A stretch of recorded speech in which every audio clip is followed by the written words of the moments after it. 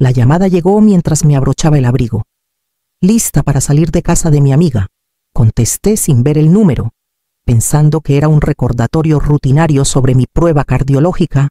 En cambio, una voz firme dijo: «Señora, el taxista dice que dejó a sus nietos en una casa que no es la suya. Me llamo Isidora Valdés y tengo 71 años.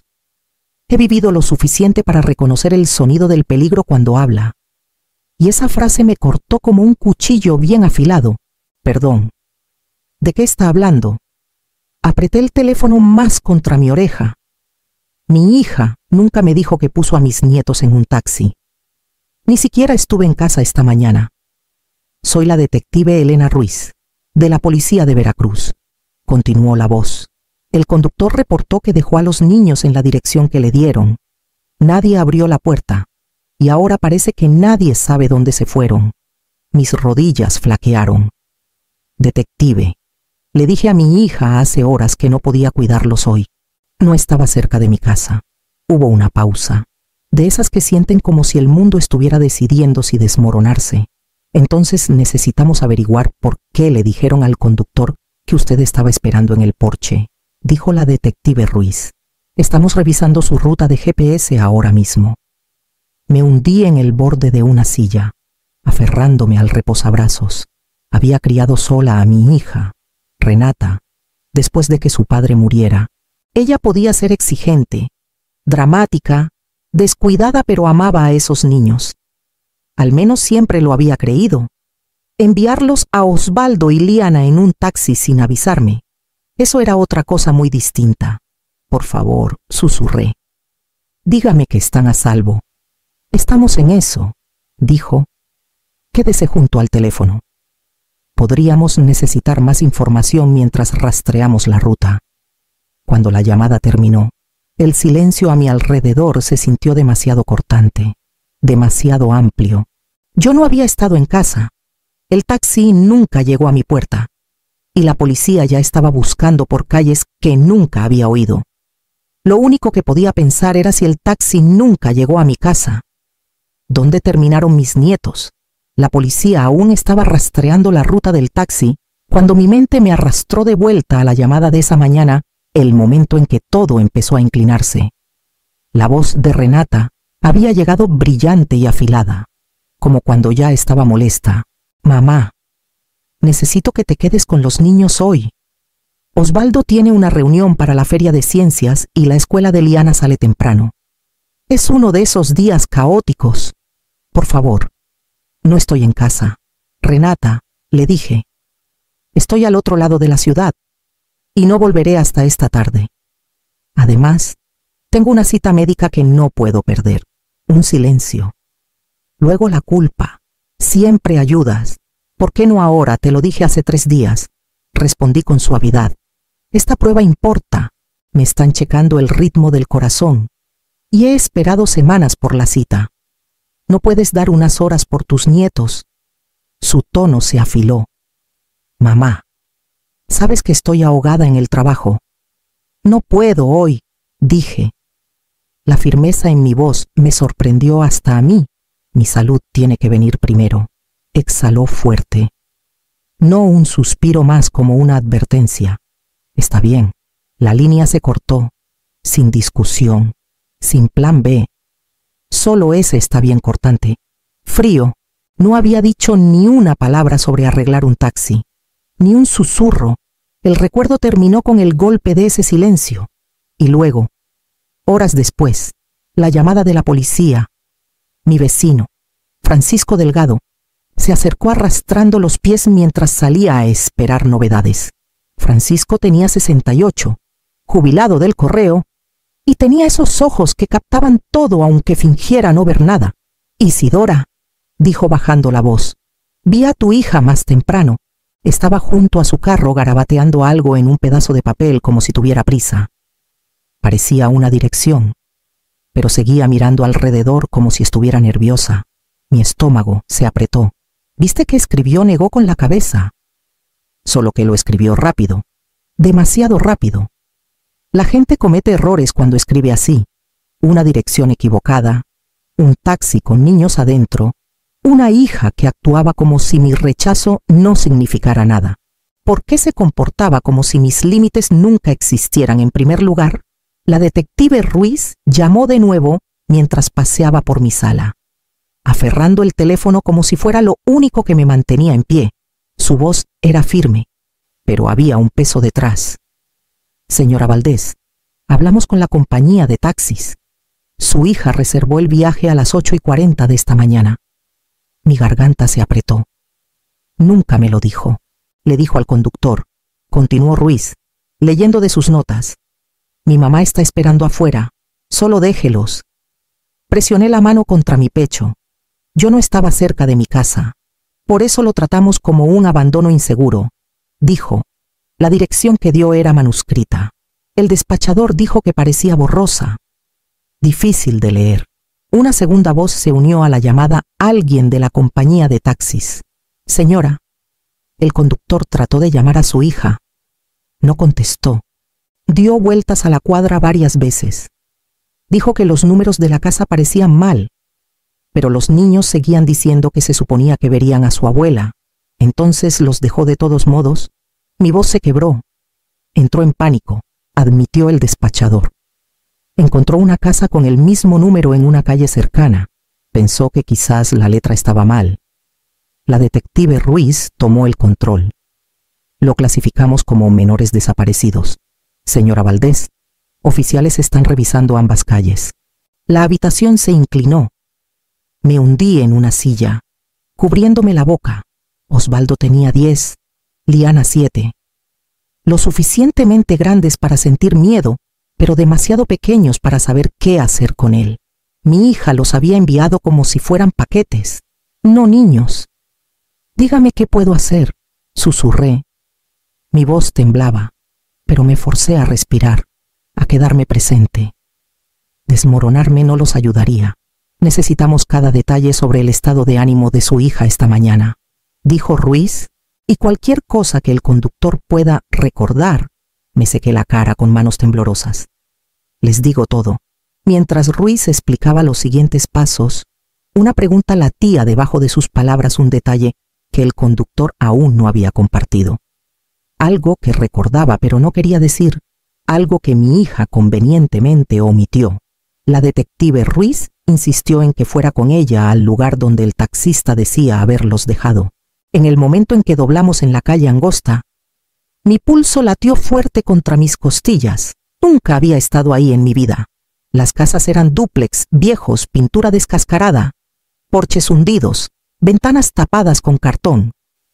Los niños no deberían haber sido dejados ni cerca de esta cuadra. Esa, dijo Ruiz, señalando. La casa con la reja oxidada. Un hombre del dúplex vecino salió mientras nos acercábamos. Buscan a esos 2 niños. Su voz tenía un filo nervioso. Los vi más temprano, sentados ahí en los escalones. La niñita no paraba de llorar. El niño le decía que la abuela abriría la puerta pronto. Mi aliento se fue en un soplo. Agarré la reja para no caer.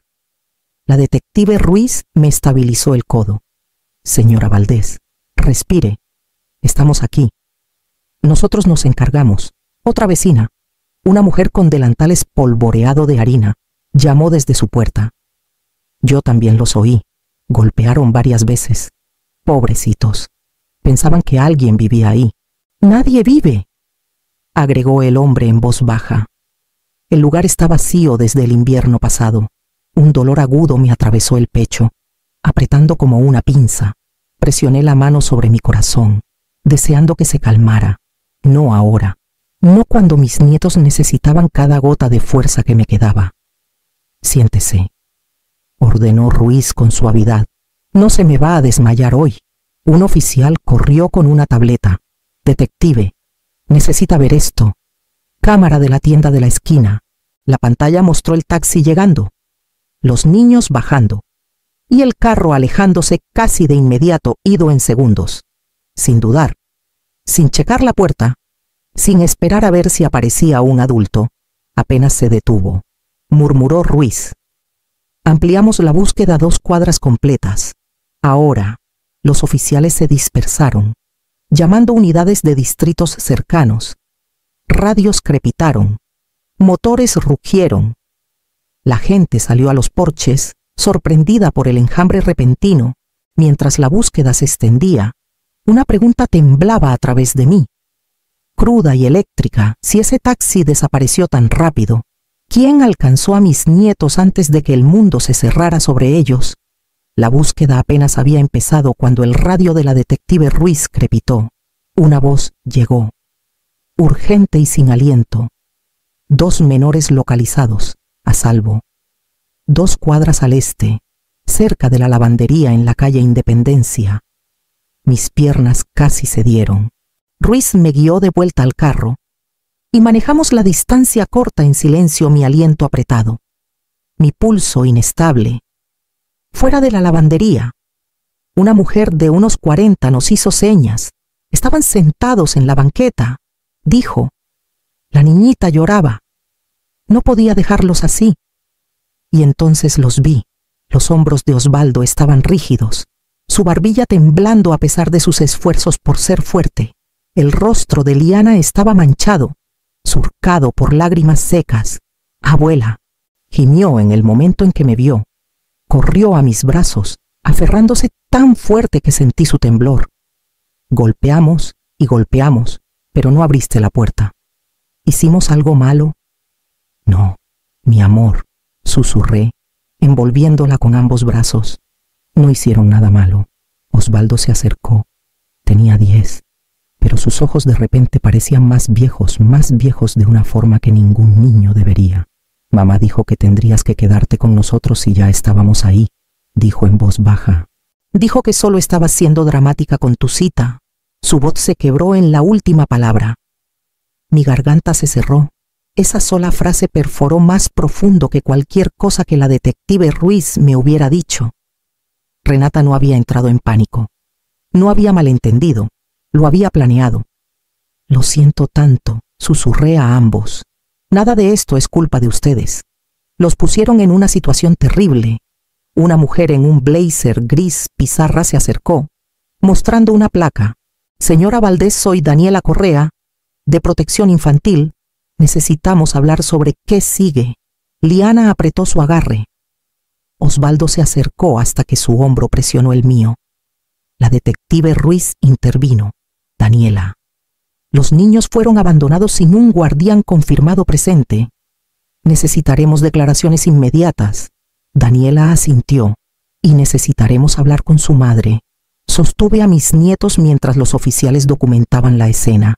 Sus cuerpitos temblaban con el miedo residual, pero se quedaron pegados a mí, como si moverse 1 centímetro significara que el mundo podría tragarlos de nuevo, en algún lugar al otro lado de la ciudad. Mi hija ya estaba hablando con alguien, con la policía, quizás consigo misma tratando de moldear una historia que la protegiera. Solo podía preguntarme qué versión eligió y qué esperaba que nadie descubriera jamás. Los niños fueron llevados a una sala de entrevistas callada con Daniela Correa, mientras yo esperaba en el pasillo de la comisaría, con las manos entrelazadas tan fuerte que me dolían los nudillos. Minutos después, las puertas se abrieron de golpe y Renata irrumpió, con el cabello revuelto, ojos ardientes.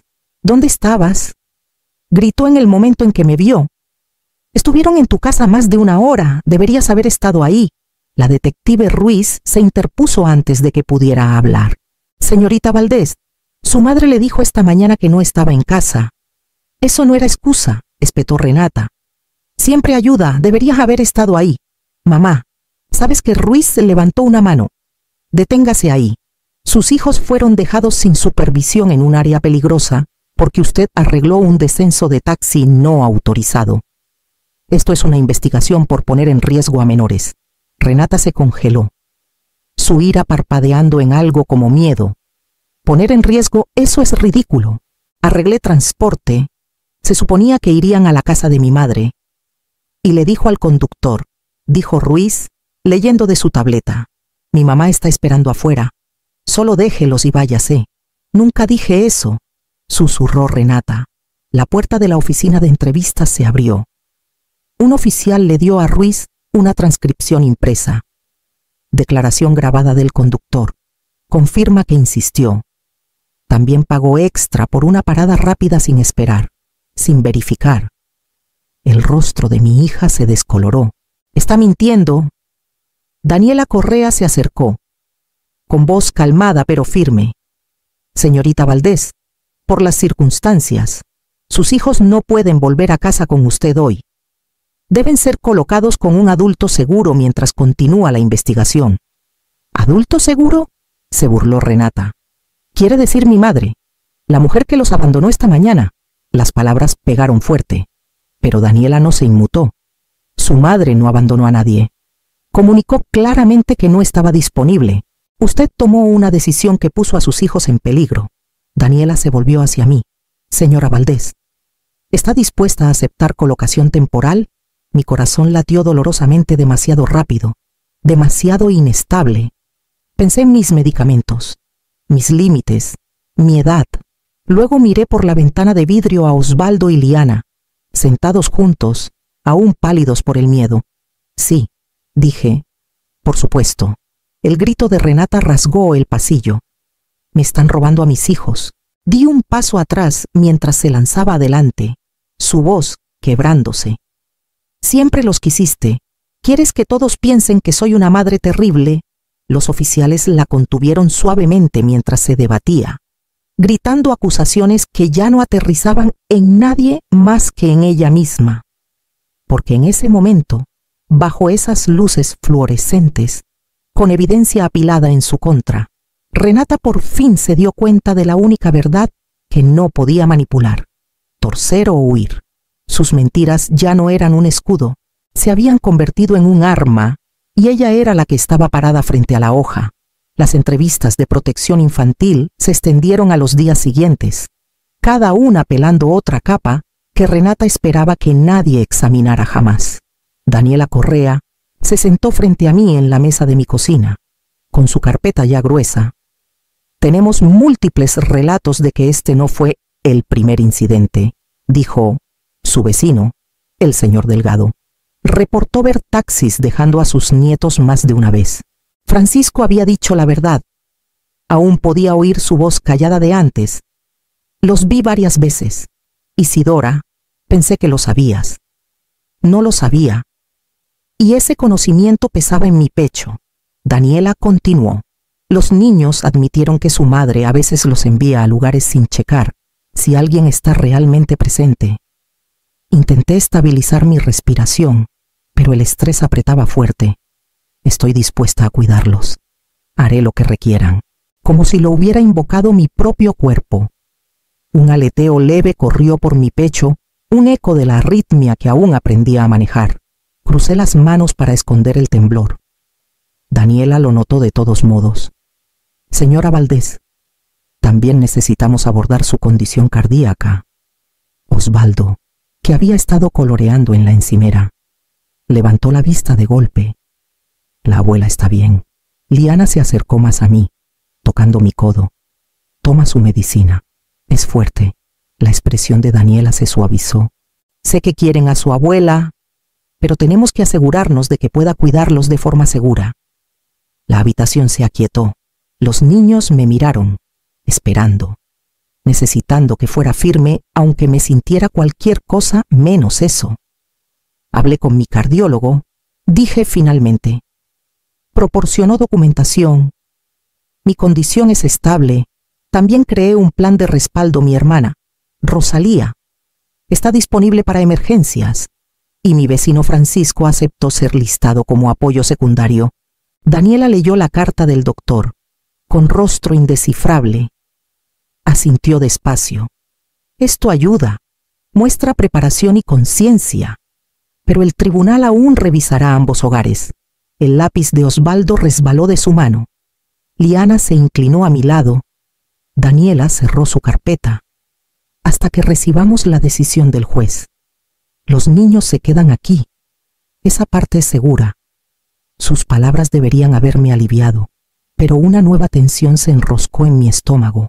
Si el sistema ya no confiaba en mi hija, y ahora me cuestionaba a mí también, todo se sentía de repente frágil, suspendido. Y si ningún hogar satisfacía al tribunal, la siguiente colocación no sería en la familia en absoluto. El tribunal se sentía más frío que la mañana fuera, pero quizás era solo el peso de todo lo que estábamos a punto de oír. Me senté en la larga mesa de madera junto a Daniela Correa, mientras Osvaldo y Liana esperaban en una sala supervisada para niños al final del pasillo.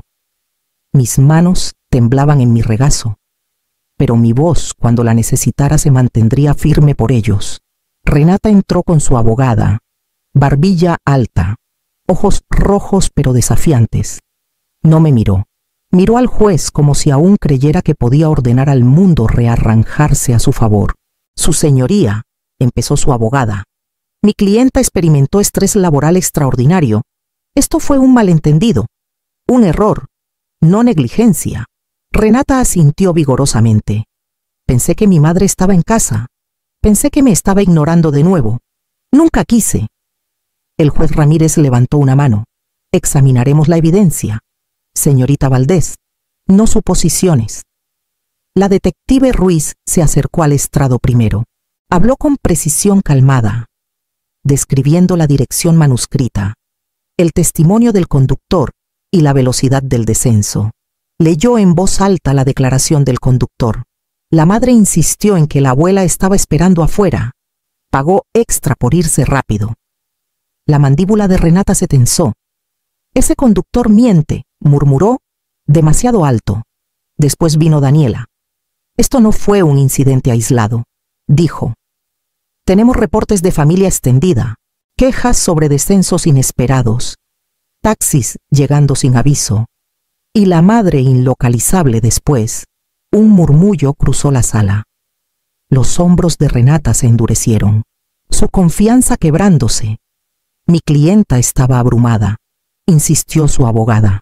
Se apoyaba en su madre, como hacen las familias.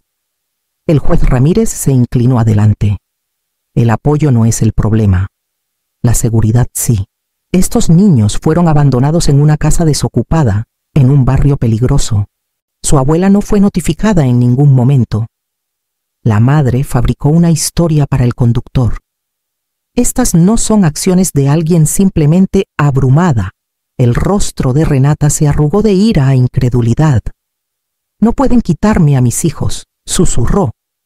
El juez continuó, impasible. La recomendación de protección infantil es clara tutela temporal a la abuela. Visitas supervisadas para la madre y consejería parental obligatoria. La seguridad infantil debe venir antes que la conveniencia parental. Renata se cubrió la cara con ambas manos. Un sonido ahogado salió de su garganta, ira colapsando en humillación que ya no podía huir. Mi corazón se apretó, no de lástima, sino del peso de la verdad dicha en voz alta. La justicia, por fin, había entrado en la sala. La sala se vació despacio, pero el eco del fallo del juez se quedó afilado en el aire. Me quedé sentada, manos cruzadas, mientras Renata miraba al piso como si pudiera forzar que se abriera y tragara el veredicto entero. El juez Ramírez ajustó sus lentes. Por los próximos 5 años, todas las decisiones mayores respecto a Osvaldo y Liana pertenecen a su abuela. Isidora Valdés. La cabeza de Renata se alzó de golpe. 5 años. El juez continuó calmado. Asistirá a rehabilitación parental, consejería individual y se someterá a inspecciones aleatorias en el hogar. Sus visitas con los niños serán supervisadas hasta nuevo aviso. Renata negó con la cabeza, voz quebrándose. No pueden hacer esto. Soy su madre. Y sin embargo, respondió el juez, los puso en riesgo. Este tribunal no apostará con la seguridad de niños. Daniela Correa dio un paso adelante con el documento final. Hay una nota más agregada a su registro. Señorita Valdés. Renata miró a su abogada, buscando reassurance que no encontraría. ¿Qué nota? Daniela la leyó en voz alta. Patrón demostrado de abandono coercitivo infantil. Las palabras colgaban pesadas, oficiales, permanentes, imborrables. Renata se cubrió la boca con ambas manos. Eso destruirá mi carrera. No me contratarán con eso en mi registro. Refleja acciones documentadas, dijo Daniela con suavidad. No especulación. Después, en el centro de visitas, las nuevas reglas se desplegaron en tiempo real. Una trabajadora social deslizó un portapapeles por la mesa. Señorita Valdés, debe firmar antes de que entren sus hijos. Renata escaneó la página. Sus ojos se oscurecieron al llegar a la línea final. Reconozco que la visita de hoy se concede a discreción exclusiva de Isidora Valdés. Me miró herida, furiosa, pequeña. No dije nada. La dignidad no requería más. Firmó, despacio. Osvaldo y Liana entraron momentos después. Sus rostros se iluminaron al verme. Abuela, corrieron directo a mis brazos. Renata miró desde su silla, dedos retorciéndose en su regazo. Por primera vez. No intentó jalarlos hacia ella ni culpar a nadie. Solo miró callada, sacudida, dándose cuenta de que la confianza ya no se daba gratis. La confianza tendría que ganársela, centímetro a centímetro, y yo los protegería hasta el día en que probara que merecía sostenerlos de nuevo. Gracias por ver. Susurré en el cabello de Osvaldo mientras Liana abrazaba mi cintura. No me voy a ningún lado. Si alguna vez has luchado por proteger a alguien que amas, cuéntame en los comentarios. Y si quieres más historias como esta, asegúrate de dar like y suscribirte. ¿Cómo reconstruyes una relación una vez que la persona que intentaste controlar se convierte en la que protege todo lo que casi destruiste?